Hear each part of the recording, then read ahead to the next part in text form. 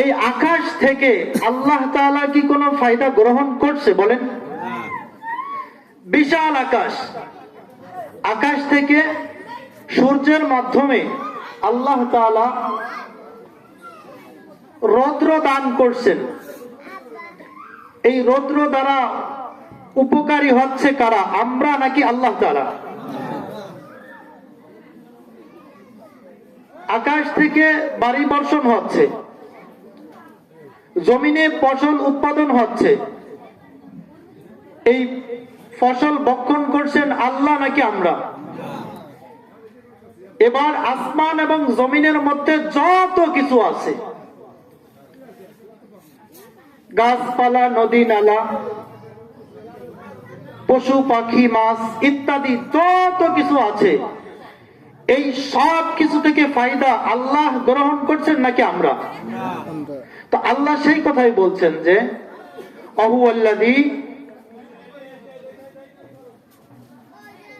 ওই আল্লাহ যিনি খালাকাকুম মা ফিল আরদি জামিআ, তোমাদের জন্য সৃষ্টি করেছেন আসমান এবং জমিনের মধ্যে যা কিছু সব।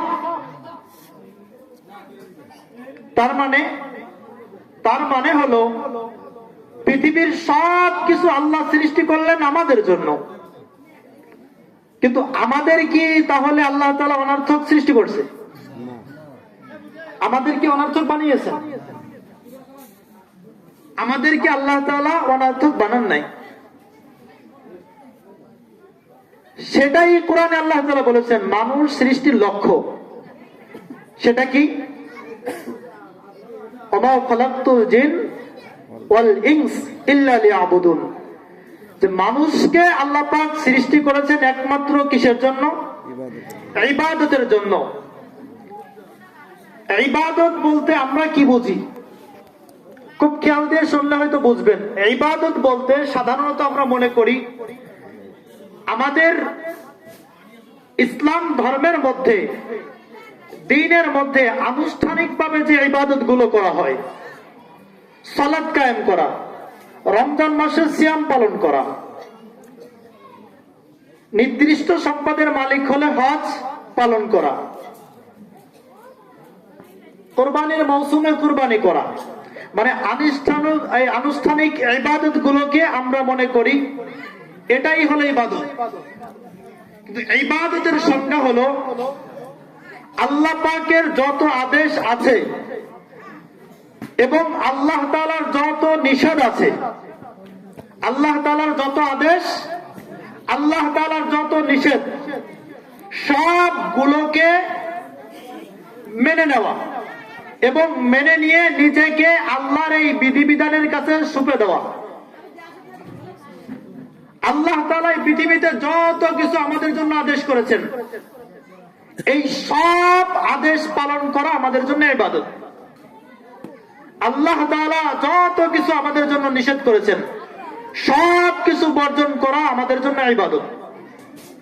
এর মধ্যে সুদ খাওয়া, ঘুষ খাওয়া, জিনা করা, আত্মীয়তার সম্পর্ক ছিন্ন করা, মিথ্যা কথা বলা, গীবাত করা, সিটারি, বাটপারি, আত্মসাৎ, 2 নম্বরী, সব কিছু আল্লাহ তাআলা আমাদেরকে নিষেধ করেছেন। তো বোঝা গেল এই সকল নিষেধ বিষয় আমাদের জন্য, এই নিষেধ বিষয় এড়িয়ে চলা ইবাদত। আর আল্লাহ তাআলা যত কিছু আদেশ করেছেন, আত্মীয়তার সম্পর্ক রক্ষা করবে, পিতামাতার সাথে ভালো ব্যবহার করবে, মা বাবার নাফরমানি করবে না, 5 ওয়াক্ত সালাত পড়বে, রোজা রাখবে, হজ করবে, অন্য মুসলমান ভাইকে কষ্ট দেবে না, গালি দিবে না, এই যত কিছু আল্লাহ তাআলা করতে বলেছেন এই সব কিছু ইবাদত।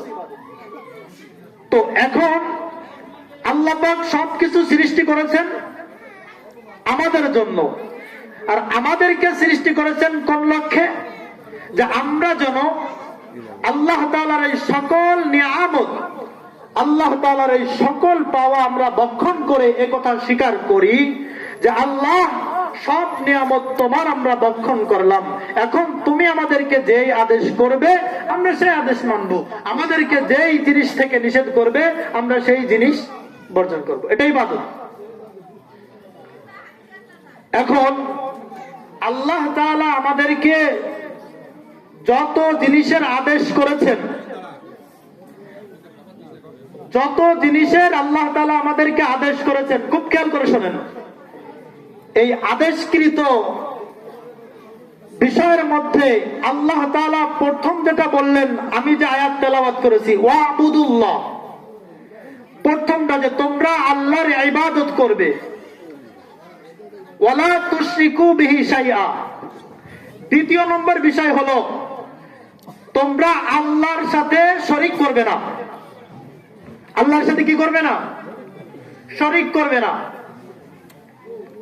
অর্থাৎ কোন বিষয় আল্লাহ তাআলার সাথে অংশীদার সাব্যস্ত করবে না। তাহলে প্রথম বিষয় হলো ওয়াবুদুল্লাহ, আল্লাহর ইবাদত করা। দ্বিতীয় বিষয় হলো আল্লাহর সাথে অন্য কাউকে অংশীদার সাব্যস্ত না করা। এইবার দেখেন, প্রথম দুইটা আল্লাহ সংক্রান্ত, মানে আল্লাহ সংক্রান্ত, আল্লাহর ইবাদত, এবং দ্বিতীয়টা হলো আল্লাহর সাথে কাউকে অংশীদার সাব্যস্ত না করা। এবার আল্লাহ সংক্রান্ত বিষয়ের পরবর্তী যে বিষয়টি আল্লাহ তাআলা আয়াতের মধ্যে টান দিয়েছেন, ওয়াবিল ওয়ালিদাইনি ইহসানা, গুরুত্বপূর্ণ। দ্বিতীয় বিষয়টা হলো কি? তোমরা তোমাদের বাবা মায়ের সাথে ভালো ব্যবহার করবে। এখন যদি লম্বা পাগড়িওয়ালাও হয় আর লম্বা কাপড়ওয়ালাও হয়, খুব বড় লম্বা দাড়িওয়ালাও হয়, আবার লম্বা দাড়িওয়ালা নাও হয়, টুপি মাথায় থাকুক না থাকুক, যেই হোক না কেন, লম্বা কাপড় পরিধান করা হোক বা না হোক, যেই হোক, যদি পিতা মাতাকে কষ্ট দেয় বা পিতা মাতার সাথে খারাপ ব্যবহার করে, খুব খেয়াল করে শোনেন, যেই হোক না কেন, যদি পিতা মাতার সাথে খারাপ ব্যবহার করে, সে কি আল্লাহর নির্দেশিত আয়াত মান্য করলো? আল্লাহর আদেশ সে মান্য করলো? আর আমার কথা বোঝেন নাই? সে যেই হোক না কেন আল্লাহর ইবাদত করতে হবে। এরপর কি করতে হবে? ওয়াবিল ওয়ালিদাইনি ইহসানা, পিতা মাতার সাথে ভালো ব্যবহার করতে হবে। এই যে ইস্তার আল্লাহ তাআলা বর্ণনা করেছেন যে আল্লাহর ইবাদতের পরে মা বাবার সাথে ভালো ব্যবহার করা, এটা কি পৃথিবীর কোন লেখক লিখেছেন? আরে একটু সকলে বলেন, পৃথিবীর কোন লেখক? কাজেই যদি কেউ এটা মনে করে যে আমি নামাজ পড়ছি, আমি রোজা রাখছি, আমি হজ করেছি, আমি দাড়ি রেখেছি, আমি লম্বা পাঞ্জাবি গায়ে দিয়েছি, আমার মোটামুটি ইসলামের ভিতরে সীমাবদ্ধ হয়ে গেল, আমি পরিপূর্ণ ইসলাম মেনেছি, এখন মোটামুটি বাপ মার সাথে খারাপ ব্যবহার করলে চলবে, বলেন তার জন্য কি জান্নাত হবে নাকি জাহান্নাম হবে? ইসলাম হলো কমপ্লিট কোড অফ লাইফ। আপনাকে আমাকে এমন একটা জীবন উপহার দিচ্ছে ইসলাম, যদি আমরা এটা মানি, দুনিয়াতেও আমরা শান্তি পাবো, আখিরাতেও পাবো, দুনিয়াতেও আখিরাতেও পাবো। যেন কোরআনের মধ্যে আল্লাহ তাআলা নিজেই ফয়সালা করে দিয়েছেন যে বাবা মার সাথে একজন সন্তান কেমন ব্যবহার করবে, বাবা মার সাথে সন্তান কেমন ব্যবহার করবে, এটা আল্লাহ তাআলা কোরআনের মধ্যে স্পষ্ট বলে দিয়েছেন। অনেক সময় এমন হয় যে বাবা মা একটু বেইনসাফি করে। বেইনসাফি অনেক সময় করে থাকে এভাবে যে দেখা যায় একাধিক সন্তান, খুব খেয়াল করে শোনেন, আমাদের পরিবারে এগুলো ঘটে। এই বাস্তব জিনিসগুলো দিয়ে বোঝালে আপনারা একটু ভালো বুঝবেন।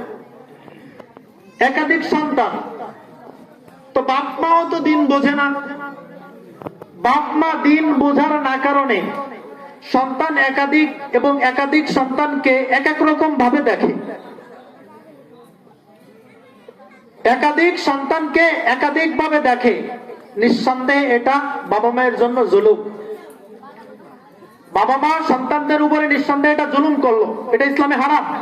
কিন্তু বাপ মা না জানার জন্য বা ইসলাম সম্পর্কে অজ্ঞ থাকার কারণে এটা করলো, বা ইসলাম দিন ধর্মের গুরুত্ব না থাকার কারণে সন্তানদের প্রতি এই বেইনসাফি করলো। ধরে নেন তারপরেও কি কোন সন্তান বাপ মার সাথে খারাপ ব্যবহার করতে পারবে? আমি আপনাদেরকে প্রশ্ন করতেছি, পারবে না। তারপরে পারবে না। এখন বলে এমন যে বাপ মা আমার সাথে বেইনসাফি করছে, আমি কি করব? কতদিন সহ্য করব?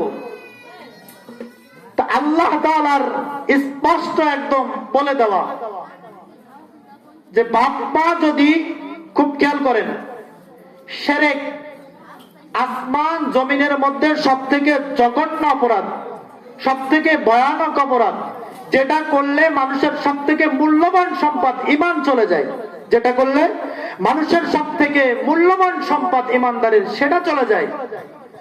আল্লাহ বলছেন এই শিরক করার জন্য যদি তোমার বাপ মা তোমাকে পিড়াপিড়ি করে, তোমাকে পিড়াপিড়ি করে, তাহলে তুমি শিরক করবে না, কিন্তু দুনিয়াতে বাপ মায়ের সাথে ভালো ব্যবহার করবে। দেখেন, তাহলে আল্লাহ তাআলা বুঝাচ্ছেন আমাদেরকে যে পৃথিবীতে শিরকের মতো আর কোনো অপরাধ নেই। শিরকের মতো আর কোনো অপরাধ আছে? শিরকের মতো আর কোনো অপরাধ নেই। ধরেন আপনার বাপ মা আপনার সাথে বেইনসাফি করছে। কি করছে? আপনার আরেক ভাইকে 2 কাঠা জমিন বেশে লিখে দিছে, আপনাকে একটু কম দিল। খুব খেয়াল করে শোনেন। বা আপনার সন্তানগুলোকে একটু কম ভালোবাসলো, তার সন্তানগুলোকে একটু বেশি ভালোবাসলো। বা আপনার ওয়াইফকে একটু কুনজরে দেখলো বা বাঁকা নজরে তাকালো আপনার ওয়াইফের দিকে, আরেক ভাইয়ের ওয়াইফের দিকে ভালো তাকালো। এই বিষয়গুলোই তো হয়। তো এইটা কি এমন অপরাধ, আপনারা বুঝে থাকলে বলবেন, যেটা শিরকের থেকেও জঘন্য? আর একটু বলেন, এগুলো কি এমন অপরাধ যেটা শিরকের থেকেও বেশি জঘন্য? এখন আল্লাহ তাআলার ফায়সালা হলো যে এটা তো সামান্য।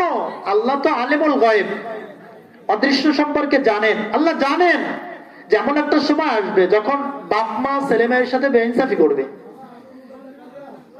ছেলে মেয়ের সাথে বেইনসাফি করবে। আল্লাহ তাআলা তো জানেন। তো এই জন্য আল্লাহ তাআলা সে 1400 বছর পূর্বে ফায়সালা দিয়েছেন যে শিরকের থেকে আর বড় তো কোনো অপরাধ নাই। শিরকের থেকে পৃথিবীতে তো আর কোনো বড় অপরাধ নাই। সেই বড় অপরাধ করার জন্য যদি তোমার বাপ মা তোমাকে পিড়াপিড়ি করে, তাহলে তুমি বড় অপরাধ তো করবে না, কিন্তু তুমি এর জন্য বাপ মার সাথে খারাপ ব্যবহার করতে পারবে না। এর জন্য তুমি বাপ মার সাথে খারাপ ব্যবহার করতে পারবে না।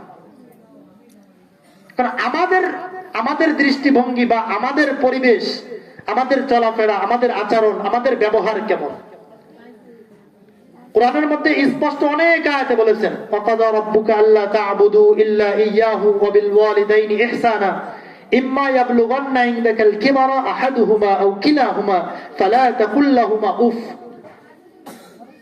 এই আয়াতের মধ্যে আল্লাহ তাআলা এই কথাই বলছেন যে বাপ মা 2 জন অথবা যে কোনো একজন যদি বিরুদ্ধ অবস্থায় তোমাদের কাছে উপনীত হয়, মানে তোমরা বিরুদ্ধ,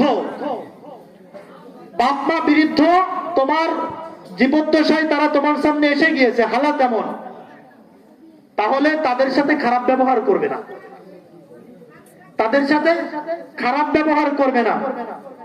এর ভিতরে সবথেকে গুরুত্বপূর্ণ আয়াতের মধ্যে একটা অংশ